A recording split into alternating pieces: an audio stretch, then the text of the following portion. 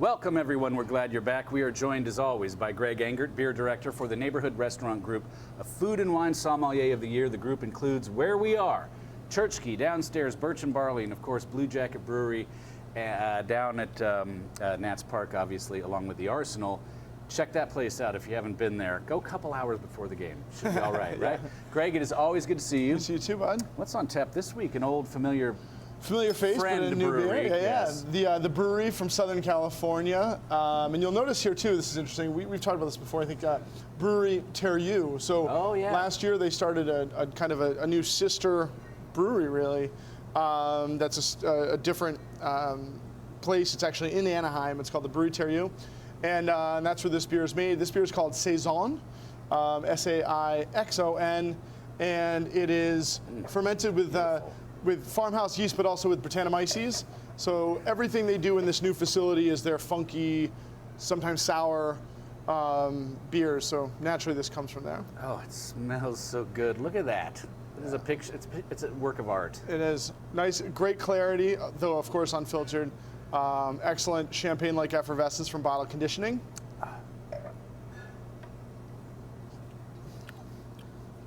Bone dry.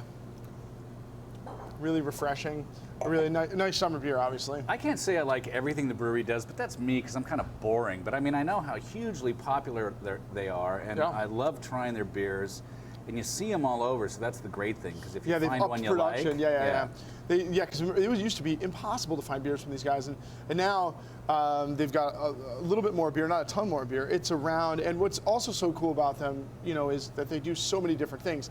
In the Terreux section, that's where you see their sours like Tart of Darkness, Gypsy Tart, their Brett-based farmhouse ales and things like that. And then at the brewery, the standard bearer down at Placentia in Orange County, that's where you find like some of their barrel-aged beers, some of those big, strong beers that they do, their cleaner Belgian styles. It's amazing stuff. And when I say I don't like everything they make, that means I don't like that particular style so much. Exactly. It has nothing to do with the beer they make. And then they have something for everybody. I'm always up for trying their beer. What more can you say about a brewery than that? Yeah, exactly. You're always going to buy it. Even at $7.50, you're going to get into it. And the other thing that's really neat about this beer is it uses, so you'll see here, it's there's a German flags on here up here, so it's like it is basically a 3 generations of German hops are employed in making this beer. So you've got classic Hallertau Mittelfrüh, which come to us from like the first millennium, and then that gives it that floral kind of slight citric character. A newer hop called Opal, which was released in the early 2000s from the Hull Research Center in Germany, that gives you a kind of a peppery spice. And then 2 new varietals from the modern era called Mandarina Bavaria, lots of citrus, and Hallertau Blanc, which is almost like white winey in quality, but really cool. Like all subtle and nuanced, not overwhelming. It's not hoppy, This really is cool beer. Nice beer. What does this baby ring in at? It's under 6, I believe. You get it there? 6. I knew I should have brought my reading glasses when I came today. It's very sad. Looks like 6.7 to me. 6.7. What would you pair it with? So I mean, a great dry beer for warmer weather. Think about doing some grilled shrimp with this, or guac, fresh avocado is great. It digs into the richness. But also, what this works really well with, this is just something when I was drinking, I was maybe start thinking about Vietnamese food. Like banh mi. We're blessed in this area to have incredible Vietnamese food, especially out in Northern Virginia. So we get a lot of banh mi sandwiches. Excellent with that, with the pork belly interior, herbal cilantro quality is really great. It's great with the pho soup. Excellent with like those spring rolls that they do at Vietnamese restaurants. Excellent with that kind of carry out. So nice and light, and as you said, dry. It'd be so good with it.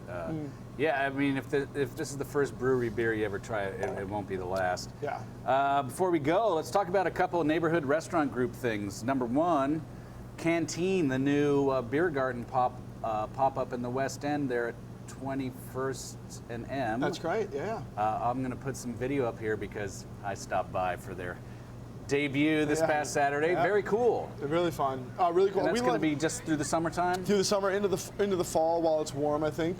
Ceasing before winter time comes next year. But so we'll be there all summer. 10 drafts for now. We're probably going to expand the selection sometime in the future.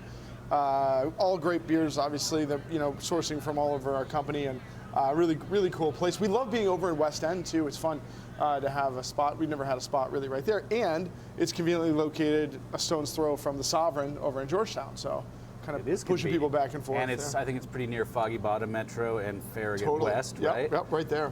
It's cool. Great. You should stop by. It's fun. Just, even if you just have one. And I think you told me when I saw you there that you had 8 or 10 on draft that day, but that's going to grow. Yeah, 10 all the time now, but we're looking to get up to like over 20 hopefully soon. And lastly, just to put a save the date out there for you if you've never been, Snallygaster, September 17th, Saturday. Saturday, September 17th, 2016. Probably have over 350 this year on tap outside.